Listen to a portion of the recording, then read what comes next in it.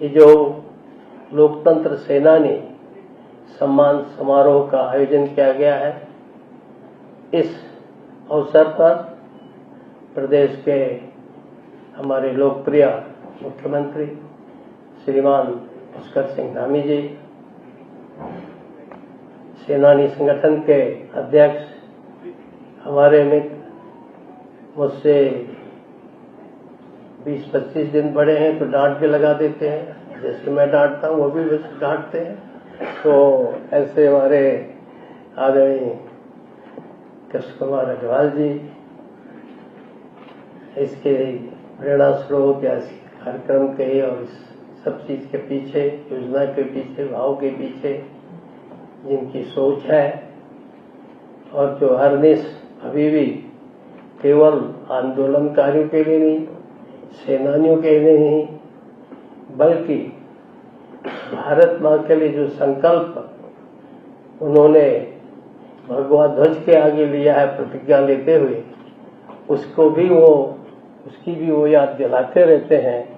ऐसे हमारे आदरणीय प्रेम जी, हमारे कुशल गृह सचिव श्रीमान शैलेश बगौली जी, यहाँ पर उपस्थित हमारे सभी वरिष्ठ और तपस्वी, यशस्वी स्वतंत्रता संग्राम सेनानी, उनके उत्तराधिकारीगण, भाई और बहन, क्योंकि हम सब लोगों का ये बड़ा सौभाग्य है कि हमने देश को दूसरी स्वतंत्रता दी।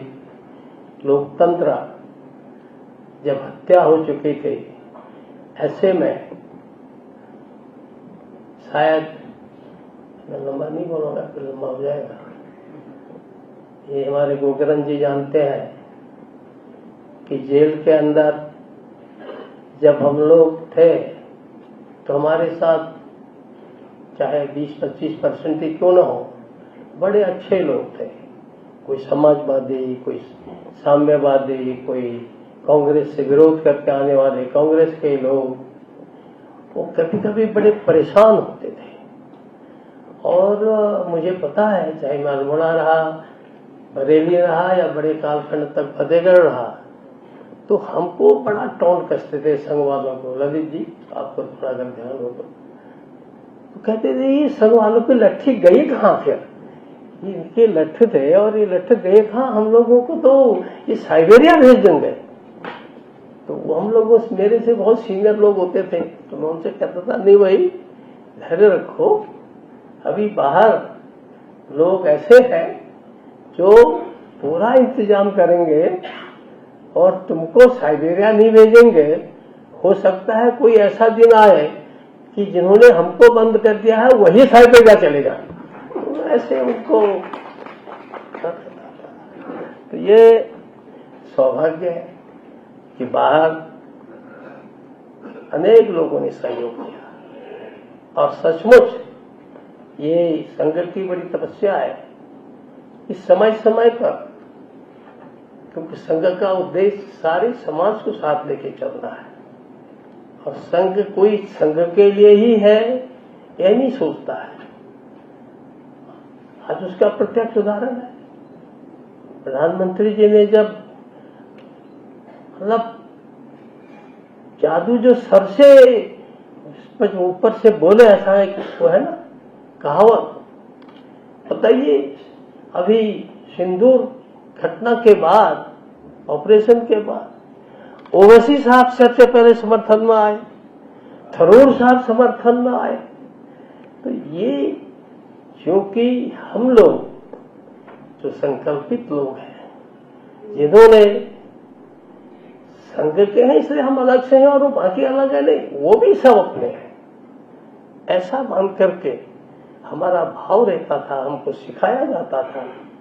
और उस समय के जो अग्रगणी नेता थे, चाहे नाना जी हों और लोग हों, वही नहीं हमारी युवा पीढ़ी के भी अनेक लोग, उसमें नरेंद्र मोदी जी भी, दूसरे सुशील मोदी जी भी और अनेक लोग, हमारे राम बहादुर अनेक लोग थे।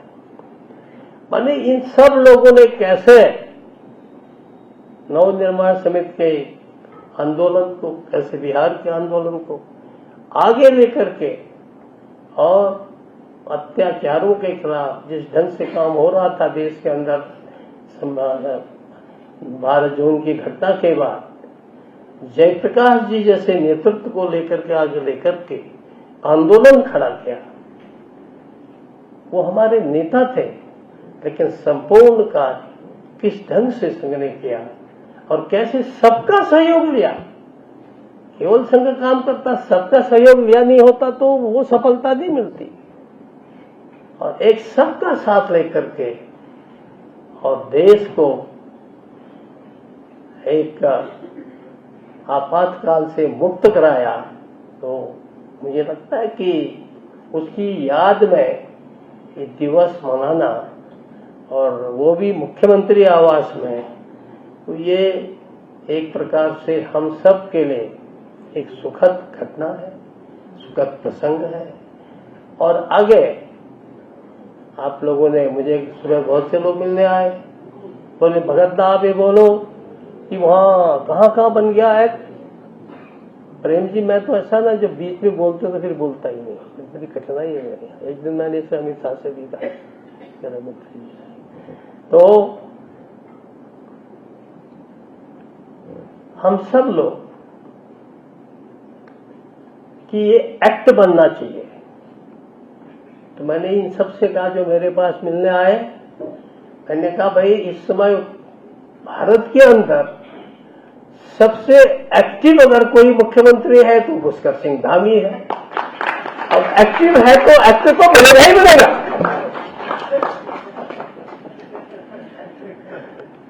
तो इसलिए आपका एक्ट बने, लेकिन एक्ट बनने के बाद मेरा जो विनम्र निवेदन है, अभी यूपी वालों ने भी पिछले 5 से 7 प्रदेशों से लोग उसमें आए थे, हापुड़ में, उधर गाजियाबाद के पास में, तो वहां भी उन्होंने मुझे बुलाया था।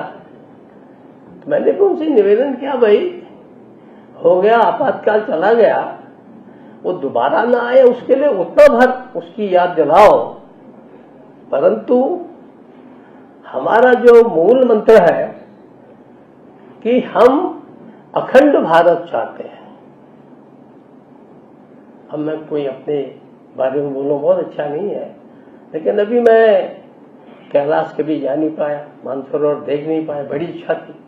मेरे पिताजी एक बार, दादाजी 3 बार गए थे। ये मोदी गडकरी की कुछ ऐसी लक्षण चमत्कार है कि इन्होंने ओल्ड लिबू लेक तक सड़क बना दी, केवल 300 मीटर जाना पड़ता है, और 300 मीटर जाने में जितनी मेरी सांस फूल रही थी उतने मेरे साथ चल रहे पीएसओ, अन्य हमारे जिलाध्यक्ष, फला उनकी भी सांस वैसे ही फूल रही थी। लेकिन हम जब गए और कैलाश के दर्शन हुए तो मुझे लगा कि भारत माता की जय बोलो, मोदी की जय बोलो, या फिर हमारे स्वतंत्रता संग्राम सेनानियों की जय बोलो, या फिर लोकतंत्र जिन्होंने पुनर्स्थापित किया आप जैसे लोगों की जय बोलो। मैं थोड़ा, कृष्ण कुमार जी बहुत ज्यादा भावुक होकर लिखते हैं, मैं उनसे भी ज्यादा भावुक हो गया।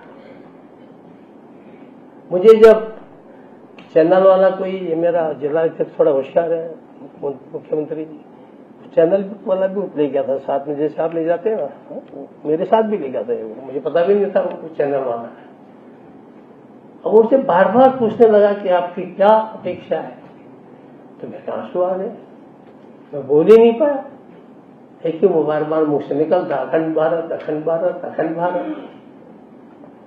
अगली पीढ़ी को हम अगर ये मंत्र दे सके, अगर हम ये उद्देश्य दे सके कि हमारा जिस लक्ष्य से हम लोग चले हैं, आज 370 खत्म हो गया, हो सकता है अगर हम लोग ऐसे एक्टिव रहे। अब 85 साल में गोकर्ण सिंह जी, 90 साल में हमारी माता जी सामने बहन जी, अगर हम जो 80-90 साल के लोग आवाज लगाएंगे तो हमारे तो औरों के बच्चे बिगड़ गए होंगे, हमारे तो नहीं बिगड़े होंगे ना।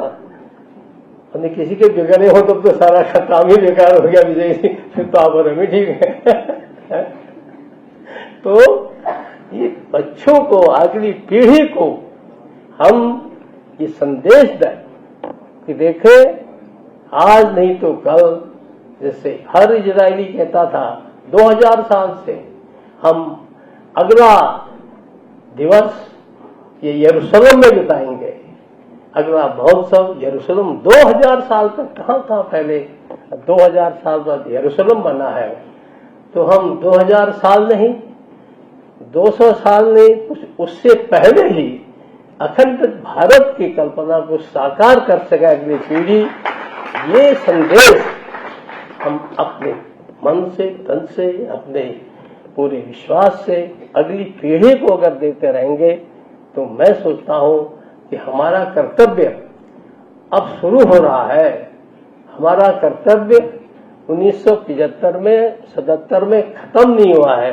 हमारा जो लक्ष्य है वो चालू है और उस दृष्टि से हम अपना कर्तव्य करते रहेंगे।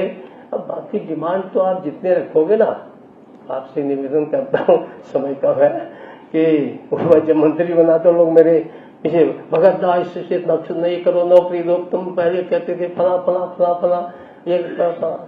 तो मैं जगह जगह जाके कहता था, नया नया राज्य बना था तो बहुत घूमता था मैं, साथ में ये भी थे धामी जी भी। तो लोगों से कहता था देखो भाई समस्याएं तो ऐसी ही ना, ये हनुमान की पूंछ है, ये डिमांड ऐसी ही कृष्ण कुमार जी, ये हनुमान की पूंछ है। उन्होंने कहा इनको जलाओ, रावण ने सारा तेल डाल दिया, सारे कपड़े डाल दे, पूंछ बढ़ती गई है और सारी लंका का दहन हो गया। तो इसलिए ये तो समस्याएं तो बढ़ती जाएंगी।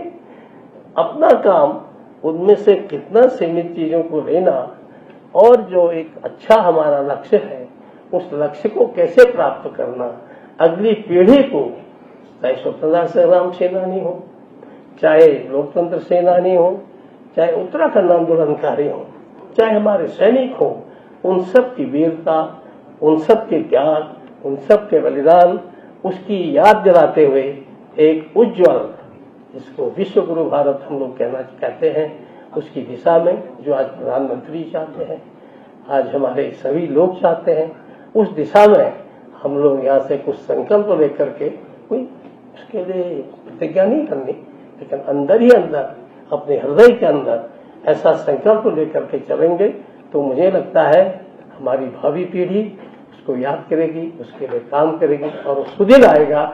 इसी शुभकामना के साथ आप सबको बहुत बहुत धन्यवाद।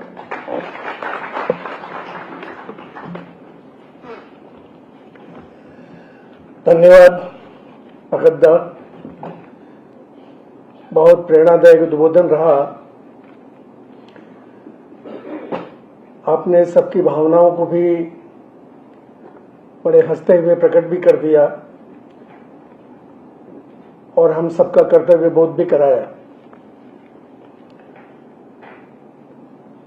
अब मैं माननीय मुख्यमंत्री जी के उद्बोधन से पूर्व हमारे स्वतंत्र लोकतंत्र सेनानी आदरणीय दयाराम जी वार्ष्णेय से निवेदन करूंगा, कृपया एक गीत प्रस्तुत करें।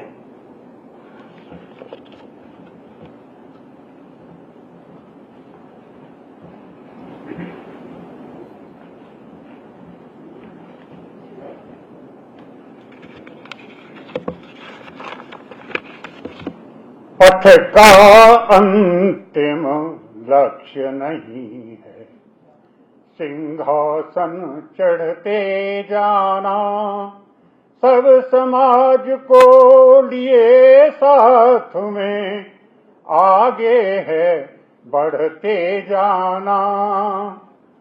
इतना आगे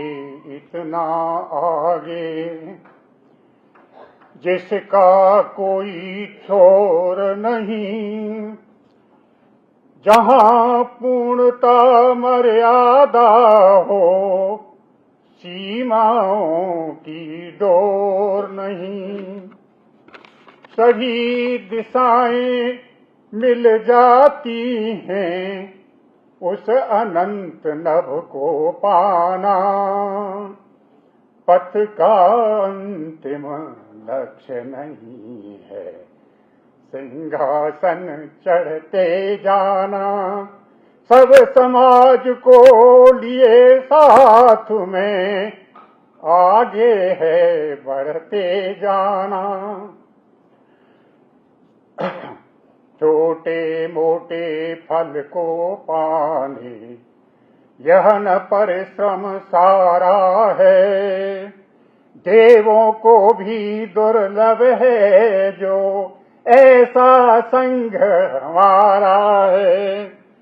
सकल राष्ट्र का अनुपम वैभव सभी भांति से है लाना, पथ का अंतिम लक्ष्य नहीं है, सिंहासन चढ़ते जाना।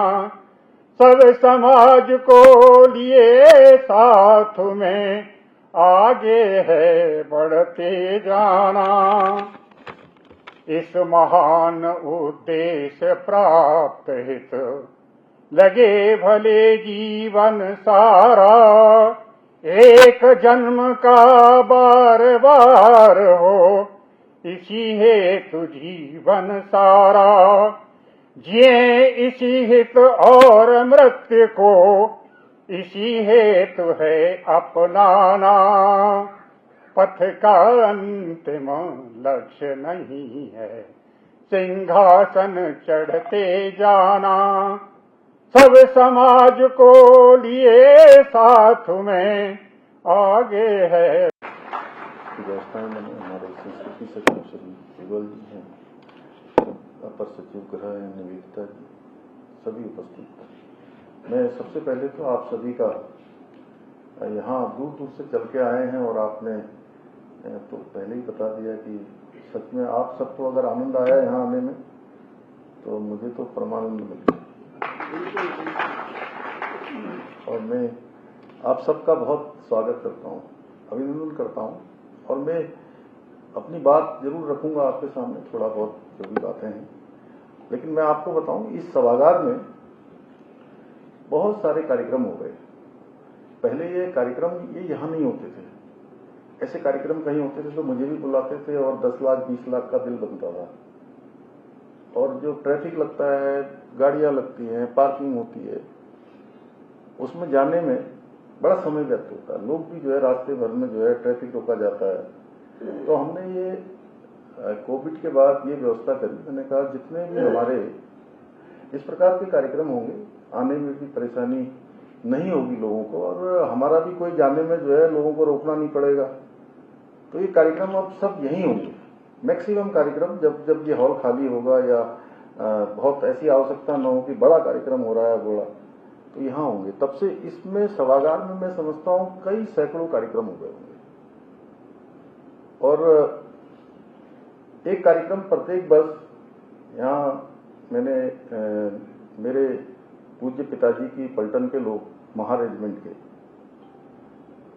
वो भी जो है मेरे पास आए कि अब वो है नहीं दुनिया में, तो बोले कि हम चाहते हैं कि जो हमारा रेजिमेंट डे होता है उसका कार्यक्रम आप अपने यहाँ पर रखिए, सबको हम लोगों को बुलाइए।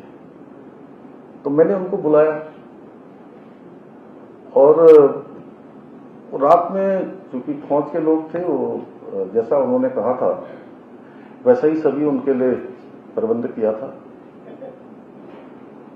और जब वो सब खा रहे थे ना, सच में मेरी आंख में बहुत आंसू आ गए। मुझे लगा कि मेरे पिताजी भी साक्षात आकर यहाँ पर इनके साथ भोजन कर रहे हैं। और मैं आप सबको आज जब देखा हूं यहाँ पर, तब भी मैं उसी प्रकार का भाव मेरे अंदर आ रहा है। सच में मुझे बहुत प्रसन्नता हो रही है आप सबको यहाँ पर देखकर। इतने मरतोलिया जी मुझे कह रहे थे कि मेरे 86 साल हो गई। आप 85 कहा, कह रहे 86 हो गई। कोई 90 साल, कोई 95 साल, कोई 85 ईयर्स। और दूर दूर से कितने प्रसन्न होकर आप सब लोग यहाँ पहुंचे हैं। सच में मैं अपने को धन्य समझता हूं कि मैं इस कार्यक्रम का हिस्सा बना हूं। मैं पूरा नहीं कहूंगा, तो मैं आप सबका बहुत हृदय से यहाँ पहुंचने पर, और इसका नाम पहले मुख्यमंत्री सदन होता था, मैंने इसका नाम भी परिवर्तन कर दिया। मैंने कहा कि इसका नाम अब मुख्यमंत्री सदन की जगह मुख्य सेवक सदन होगा। तो पिछली बार आप लोग अंदर आए थे, ये उसी में है, कैंपस में ही है। तो मुख्य सेवक सदन में आप सब आए हैं, आप सबका मैं हृदय से स्वागत करता हूँ, अभिनंदन करता हूँ। और आज के इस अवसर पर मैं उन हुतात्माओं को कोटि कोटि नमन करता हूँ जिन्होंने आपातकाल के अंधकारमय कालखंड में भारत के लोकतांत्रिक मूल्यों की रक्षा के लिए अपना सर्वस्व अर्पण कर दिया। और मेरे लिए बहुत आज गर्व का विषय है कि आप सभी का मुझे यहाँ पर सानिध्य मिल रहा है। आप सब लोकतंत्र की रक्षा करने वाले महानायकों का, उनके परिवार के लोगों का सानिध्य प्राप्त हो रहा है। मैं आप सभी को, लोकतंत्र सेनानियों को, उनके परिजनों को, सबको मैं नमन करता हूँ, प्रणाम करता हूँ। और आप सभी ने जेल की काल कोठरियों में रहकर लोकतंत्र के दीप को बुझने नहीं दिया। कि आप जैसे लोकतंत्र प्रियों के तब त्याग, अटूट संकल्प का परिणाम है, जिसके कारण भारत के प्रत्येक नागरिक के मन में लोकतंत्र के प्रति एक निष्ठ आस्था विद्यमान है। और भारतीय लोकतंत्र के इतिहास में 25 जून 1975 का दिन हमेशा एक काले अध्याय के रूप में याद किया जाएगा। और आज से 50 वर्ष पूर्व इसी दिन देश पर आपातकाल थोपा गया और संविधान की आत्मा को कुचलने का प्रयास किया गया। और जैसा अभी यहाँ पर हमारे सामने एक वीडियो के माध्यम से विस्तार से उसमें बताया गया कि प्रकार की एक व्यक्ति के कारण हर धर्मिता और तानाशाही रवैये का परिणाम था। उस समय इलाहाबाद हाईकोर्ट ने इंदिरा गांधी जी के जो चुनाव को दोषी ठहराते हुए उनकी लोकसभा सदस्यता को 6 वर्ष के लिए उनके चुनाव लड़ने पर भी रोक लगा दी थी। और उसी के भय से उन्होंने 25 जून को भारत जैसे महान लोकतांत्रिक देश में आपातकाल की घोषणा करवा दी गई। भारतीय संसद का गला घोट दिया गया। देश की जो स्वतंत्रता थी उसको बंधक बना दिया गया और न्यायपालिका की गरिमा तार तार कर लाखों देशवासियों के मौलिक अधिकारों को रौंद दिया गया। आपातकाल के उन काले दिनों में सत्ता के नशे में चूर तत्कालीन सरकार ने सभी विपक्षी नेताओं को, सैकड़ों पत्रकारों सहित हर उस आवाज का निर्ममता से दमन किया जो लोकतंत्र की रक्षा के लिए उठ रही थी। अभिव्यक्ति की स्वतंत्रता को कुचलकर पूरे देश को एक खुली जेल बना दिया गया। आप सब उन जेलों में रहे हैं, आप सब भली भांति जानते हैं। मीसा, DIR जैसे काले कानूनों को थोप कर हजारों लोकतंत्र समर्थकों को जेल में ठूस दिया गया। उस दौरान जयप्रकाश नारायण, श्रद्धेय नानाजी देशमुख, श्रद्धेय अटल बिहारी वाजपेयी जैसे अनेक महान नेताओं ने जेल में रहते हुए भी लोकतंत्र के प्रति युवाओं में चेतना जागृत करने का काम किया। उस दौरान अटल जी ने युवाओं को प्रेरित करने के लिए जेल से अपनी एक कविता में लिखा, अनुशासन के नाम पर अनुशासन का खून भंग कर दिया संघ को, कैसा चढ़ा जुनून, कैसा चढ़ा जुनून, मात्र पूजा प्रतिबंधित, कुटिल कर रहे केशव कुल की कीर्ति कलंकित, कह दी कवि राय तोड़ कानूनी कारा, फिर गूंजेगा भारत मां की जय का नारा। सत्ता के दमन का प्रतिकार करते हुए देश भर के विश्वविद्यालयों में, कॉलेजों में छात्र छात्राओं ने तानाशाही के विरुद्ध सड़कों पर उतरकर लोकतंत्र के पक्ष में जन जागरण किया।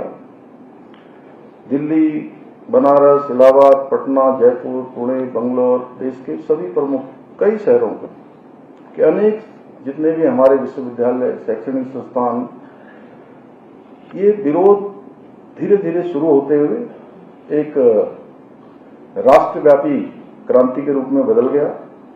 उसमें राष्ट्रीय स्वयंसेवक संघ, विद्यार्थी परिषद जैसे अनेक सामाजिक संगठनों ने अपनी पूरी ताकत से लोकतंत्र को पुनर्जीवित करने के लिए आंदोलन चलाया। हजारों युवाओं ने, नौजवानों ने, छात्रों ने जेल जाना स्वीकार किया। जैसा अभी कृष्ण कुमार अग्रवाल जी कह रहे थे, उन्होंने रुकना और झुकना या माफी मांगना स्वीकार नहीं किया, कभी सर नहीं झुकाया। उसी का परिणाम हुआ कि जनता के दबाव में तानाशाही सरकार को झुकना पड़ा और देश में चुनाव कराने पड़े। और 77 के उस आम चुनाव में देश की जनता ने पहली बार किसी गैर कांग्रेसी सरकार को चुनकर लोकतंत्र की नई सुबह का सूत्रपात किया। मेरा मानना है कि भारत की स्वतंत्रता की लड़ाई के बाद वो दूसरी सबसे बड़ी जन क्रांति थी जिसने भारत को सत्ता के एकाधिकार से मुक्ति दिलाने का कार्य किया था। भाइयों बहनों, हमारे आदरणीय प्रधानमंत्री श्री नरेंद्र मोदी जी स्वयं आपातकाल के समय में उन्होंने भी भूमिगत रहकर लोकतंत्र की लड़ाई में अग्रणी भूमिका निभाई थी। यही कारण है कि उन्होंने लोकतंत्र सेनानियों के योगदान और आपातकाल के काले अध्याय से आने वाली पीढ़ियों को अवगत कराने के लिए 25 जून को संविधान हत्या दिवस के रूप में मनाने की शुरुआत की। अभी हमारा मुख्यमंत्री परिषद का 2 दिन का कार्यक्रम था, 2 दिन की हमारी बैठक होती है लगातार। उसमें विशेष रूप से आप सबके बारे में भी विशेष चिंता की गई और सच में जैसा अभी एक यहाँ पर वीडियो जो प्रदर्शित किया गया, दिखाया गया, उसमें भी छोटे बच्चे क्या जानते काले, मैं भी उस समय पैदा ही हुआ।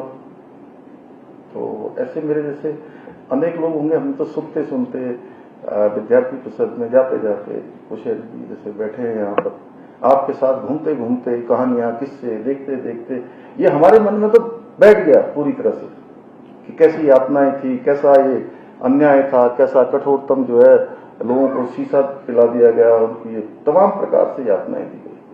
लेकिन सच में नई पीढ़ी को हमेशा उनके स्मरण में रहे, इसलिए इसका नाम संविधान हत्या दिवस के नाम से जो है पूरे देश में आज इस प्रकार का लोगों के स्मरण में आने का कार्यक्रम हो रहा है। लोकतंत्र सेनानियों का सम्मान हो रहा है, उनका स्मरण किया जा रहा है। आज आदरणीय प्रधानमंत्री जी के नेतृत्व में सत्ता को सेवा का माध्यम मानकर प्रत्येक व्यक्ति के कल्याण के लिए योजनाबद्ध तरीके से अनेक योजनाओं के माध्यम से कार्य किया जा रहा है। और प्रधानमंत्री जी के नेतृत्व और मार्गदर्शन में हमारी सरकार भी लोकतंत्र सेनानियों के सम्मान के लिए पूरी तरफ से संकल्पित होकर कार्य कर रही है। इस क्रम में आज हमने आपातकाल के 50 वर्ष पूरे होने पर ये कार्यक्रम आप सबकी उपस्थिति में ये कार्यक्रम आयोजित करने का निर्णय भी लिया है। इसके साथ ही प्रदेश भर में आपातकाल के विरुद्ध हुए इस महान आंदोलन के बारे में हमारी युवा पीढ़ी को जागरूक करने के उद्देश्य से विभिन्न प्रदर्शनियों को आयोजित भी किया जा रहा है। अभी आनंद जी ने भी एक बात रखी और सर्वे कुशेल जी लगातार आप सबके बारे में मुझे कहते रहते हैं, प्रेम जी मुझे मिलते हैं, कृष्ण कुमार अग्रवाल जी ने यहाँ से किया, आप में से भी अनेकों लोग विभिन्न अवसरों पर मिलते हैं। और आपने कहा है कि जो सम्मान है वो तभी सही मामले में होगा। उसके लिए मैंने पहले ही हमारे गृह सचिव श्री शैलेश जी ने भी बोल दिया, पहले ही बता दिया है, क्योंकि हम उस पर काम कर रहे हैं कि अधिनियम हम जल्दी ही बनाएंगे। और पहले भी जो सम्मान निधि थी उसको भी हमने अक्टूबर 2022 में पहले ही मैंने पढ़ाया था उसमें आते ही उसमें, लेकिन अभी भी मुझे लगता है कि उसमें काम करने की आवश्यकता है। जैसा कृष्ण कुमार अग्रवाल जी ने कहा कि मैं रुद्रपुर जाता हूं तो मुझे परेशानी होती है, तो मैं समझ सकता हूं कि सच में हम तत्काल शैलेश जी इसमें तत्काल इनको प्रमाण पत्र वगैरह जो हमारे पहचान पत्र होता है वो पहचान पत्र तत्काल निर्गत हो जाने चाहिए। और ये तो हमारे लिए बहुत, ये सब तो हमारे बहुत बड़े हमारे लिए असेट्स हैं। सच में मुझे बड़ा एक बात और मेरे को हो रही है कि पिछली बार जब आए थे तो हमारे काफी लोग थे, उसमें से जो है अब योगराज जी नहीं है, पांडे जी नहीं है, ऐसे लोग नहीं हैं इस बार। तो मैं उनको भी अपनी श्रद्धांजलि अर्पित करता हूं जो हमारे बीच में नहीं है। ये सब तो किसी न किसी रूप में हमारे लिए जो है ऐसे रूप में आए हैं कि इनका आशीर्वाद हमेशा से जीवन में हमको आगे बढ़ने के लिए प्रेरित करेगा, शक्ति प्रदान करेगा, ऊर्जा प्रदान करेगा। मैं और भी जो आपने उसमें हम इस पर भी विचार करेंगे। अधिनियम जो आपने कहा, अधिनियम में सारी चीजें हैं, जैसे उनके मृत्यु के समय जो राजकीय सम्मान वह भी हम कर सकते हैं। अधिनियम में जितनी चीजें वो सब करेंगे। और जो भी हम अपने राज्य में, जैसा आपने बहुत अच्छी एक बात और कही, मुझे अच्छा लगा, क्या कहा था आपने, संविधान जिसको मान्यता देता हो, राष्ट्रीय संविधान जिसको मान्यता देता हो। तो हम लोग आज आप देख रहे होंगे कि पूरे देश में आपका राज्य, हम सबका राज्य, अनेक मामलों में आज हम एक आदर्श स्थिति और छोटा राज्य होते हुए भी पूरे देश में जो भी फैसले हम ले रहे हैं या जो भी काम कर रहे हैं वो पूरे देश के लिए भी एक उदाहरण बन रहे हैं। हमने देखिए सबसे पहले देश की आजादी के बाद पूरे देश की प्रतीक्षा थी कि देश में रहने वाले सभी लोगों के लिए एक समान कानून होना चाहिए, किसी धर्म का हो, किसी पंथ का हो, किसी समुदाय का हो, किसी जाति का हो। तो हम सबको ये गौरव प्राप्त हो गया कि उत्तराखंड देश का पहला राज्य बन गया जहां रहने वाले सभी लोगों के लिए एक समान कानून यहां लागू हो गया। अभी उत्तराखंड राज्य बनने के बाद 16 सालों में 21 सालों में 16,000 कुल नियुक्तियां हुई और इसमें से भी प्रत्येक वर्ष प्रत्येक परीक्षा के बाद कोई न कोई ऐसी बात आती थी कि ये परीक्षा संपन्न हुई है, परीक्षा के बाद नकल का प्रकरण आ गया। ऐसे होनहार, प्रतिभावान, योग्यता वाले जो गरीब माता पिता के बेटे और बेटियां थी, चयन की जब लिस्ट आती थी तो उनका चयन नहीं होता था, चयन उनका हो जाता था जो नकल माफियाओं से साठगांठ करते थे, पेन ड्राइव से नकल करते थे, पेपर लीक करवाते थे, नकल माफियाओं से मिले होते थे, भ्रष्टाचार में लिप्त होते थे, उनका चयन होता था। आप सोचिए कि उनके साथ कितना बड़ा, उनकी प्रतिभा के साथ अन्याय होता था। जैसे ही ये प्रकरण आया हमारे सामने, हमने कहा कि हम किसी भी कीमत पर आने वाली युवा पीढ़ी के साथ, गरीब माता पिता के बेटे बेटियों के साथ ये अन्याय नहीं होने देंगे। उसके लिए हमको कुछ कीमत भी चुकानी पड़ेगी। और जब हमने फैसला लिया कि हम नकल माफियाओं के खिलाफ कार्रवाई करेंगे, 100 से ज्यादा नकल माफियाओं को हमने जेल की सलाखों के पीछे भेजा और नकल माफिया परेशान हुए। उन्होंने हमारे छात्रों को, युवाओं को, बेरोजगार युवाओं को लगातार बरगलाने का प्रयास किया, सड़कों पर उतारने का प्रयास किया, तोड़फोड़ करवाने का प्रयास किया। लेकिन जब नीति और नियत दोनों सही हों तो उनको भी समझ में आ गया कि सरकार सही काम कर रही है। कुछ दिनों के बाद हम नकल का अध्यादेश लेकर आ गए।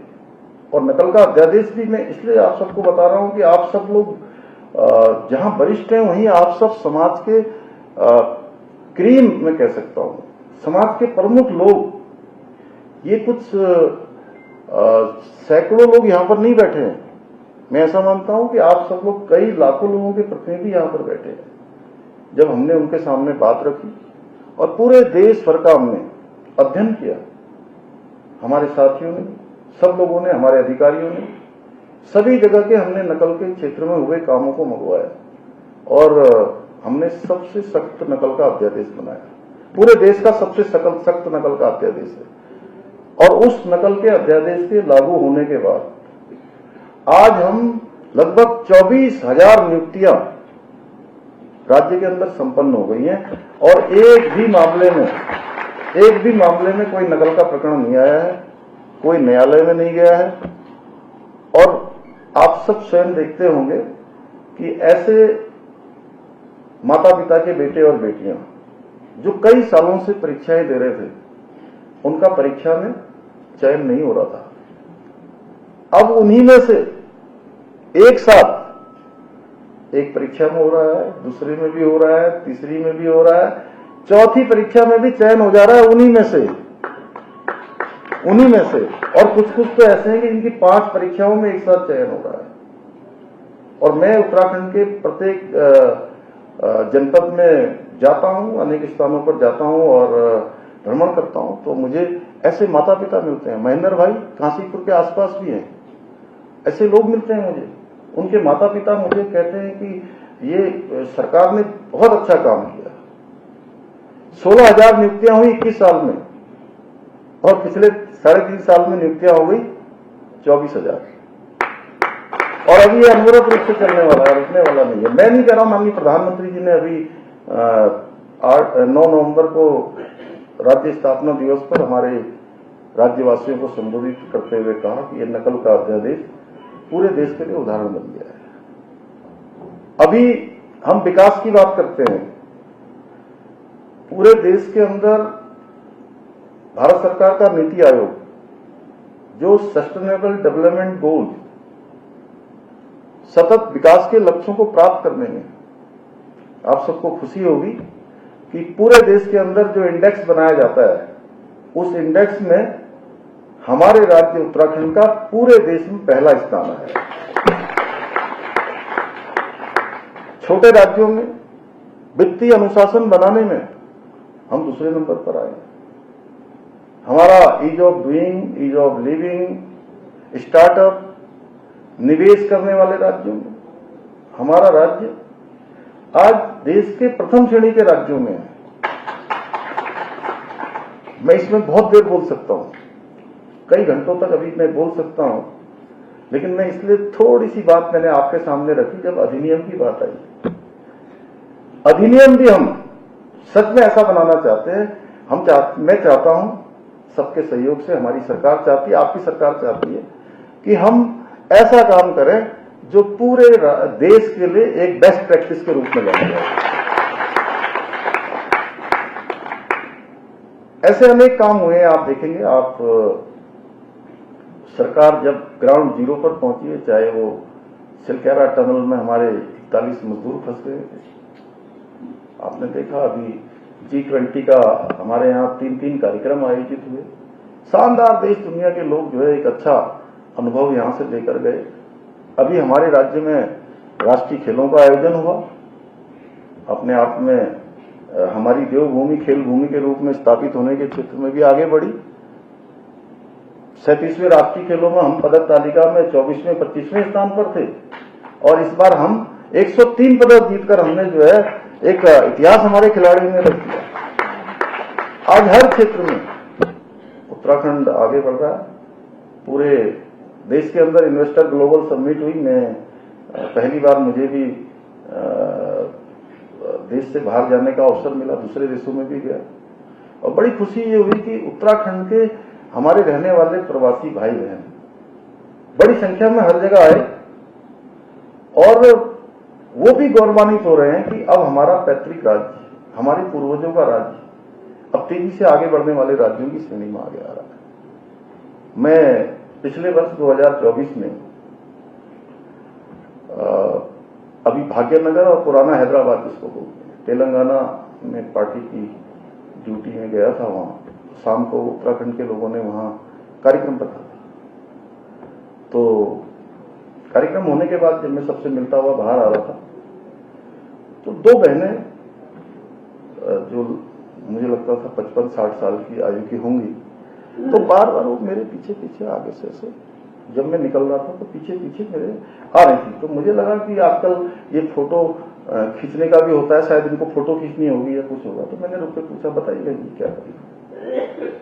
तो बोली नहीं कुछ नहीं। मैंने उनका नाम पूछा तो वो कोई मैथानी थी यहाँ की। बोली हमारा वहाँ है, मैं यहाँ किसी स्कूल में शिक्षिका हूँ। बोली अब हमको इतना गर्व होता है कि अब हमको यहाँ मान्यता मिल रही है अच्छे से।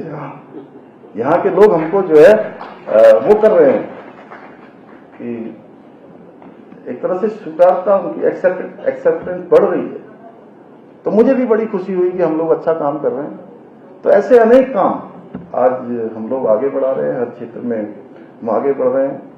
और जैसे अभी हमारी चारधाम यात्रा है, अन्य यात्राओं का सीजन है। अभी तक चारधाम यात्रा में इस वर्ष 35 लाख लोग अभी आ चुके हैं। केवल चारधाम में नहीं, जितने भी हमारे आज डेस्टिनेशन हैं, सारे डेस्टिनेशनों में एक बड़ी संख्या आज आ रही है लोगों की।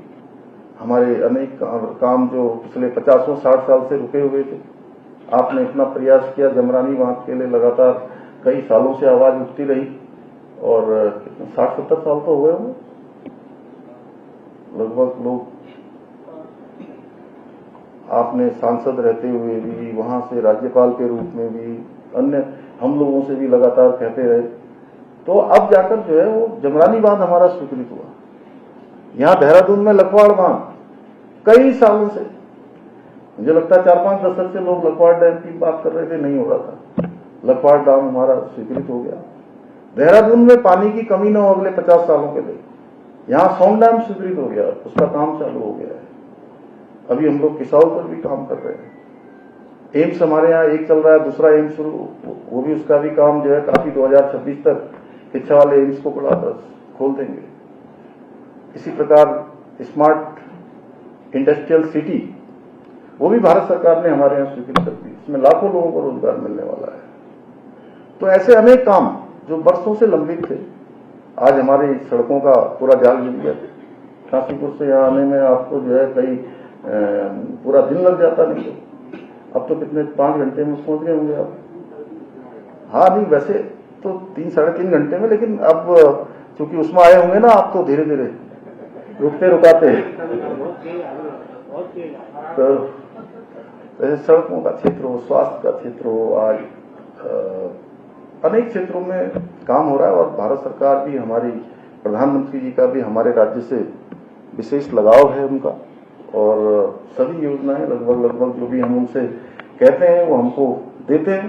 इसलिए मैं बहुत ज्यादा न कहते हुए, क्योंकि काफी विलंब हो गया, मुझे लगता है कि जलपान भी होना है अभी। खंडपाल जी, जलपान की व्यवस्था सब हो गई है, तैयार करवा दीजिए। तो आज के इस अवसर पर मैं आप सभी को ये विश्वास दिलाता हूं कि हमारी सरकार आपकी प्रत्येक समस्या के समाधान के लिए पूरी तरह से प्रतिबद्ध है। हम राष्ट्र के प्रति आपके अतुलनीय योगदान को जन जन तक पहुंचाने के लिए प्रतिवर्ष इसी प्रकार लोकतंत्र सेनानियों का सम्मान का जो कार्यक्रम है वो आयोजित करते रहेंगे। मेरा मानना है कि इस प्रकार के कार्यक्रम न केवल हमारे प्रदेश के युवाओं को लोकतंत्र का महत्व समझाने में सहायक होंगे, सिद्ध होंगे, बल्कि उन्हें अपने अधिकारों और कर्तव्यों के प्रति और अधिक सजग बनाने में भी बहुत महत्वपूर्ण भूमिका निभाएंगे। साथ ही उत्तराखंड को देश का अग्रणी राज्य बनाने के जो हमारे विकल्प रहित संकल्प हैं, उसको पूरा करने के लिए भी हमें भी एक नई ऊर्जा प्रदान करेंगे। अभी हमारे बीच में बहुत से ऐसे लोकतंत्र सेनानी भी हैं जिन्होंने इस विभीषिका के दौरान अतुलनीय संघर्ष किया, प्रताड़नाएं झेली, परंतु किसी कारणवश उनके संघर्ष के साक्ष्य भी उपलब्ध नहीं हो पाए, जिस कारण उन्हें सरकारी तौर पर लोकतंत्र सेनानी के रूप में चिन्हित नहीं किया गया है। मैं सचिव गृह से कहूंगा कि तत्काल ऐसी सरलीकृत प्रक्रिया का निर्धारण करें जिससे हमारे लोकतंत्र सेनानियों को चिन्हित किया जा सके और वो सुविधाएं दी जा सके जिसके वो हकदार हैं। और लोकतंत्र सेनानियों को प्रमाण पत्र देने के लिए तो आज ही जो है वो अधिनियम जब बनेगा तब बनेगा। आप तत्काल निर्देश कर दीजिए कि तत्काल जो है सभी जिलाधिकारी प्रमाण परिचय पत्र निर्गत करें। साथ ही जो मानसून सत्र हमारा आने वाला है अभी अगस्त माह में, उस मानसून सत्र में हम लोकतंत्र सेनानियों से संबंधित जो अधिनियम है उसमें अधिनियम को प्रस्तुत करने के लिए कार्रवाई करेंगे। तो इसी विश्वास के साथ पुनः आप सभी का आभार व्यक्त करते हुए और सच में जितनी खुशी आपको हो रही है उससे कहीं ज्यादा खुशी मुझे हो रही है और मैं उसको शब्दों में व्यक्त नहीं कर सकता हूं। पुनः आपका आभार व्यक्त करते हुए, आपका धन्यवाद करते हुए मैं अपनी बात को समाप्त करता हूं। बहुत बहुत धन्यवाद।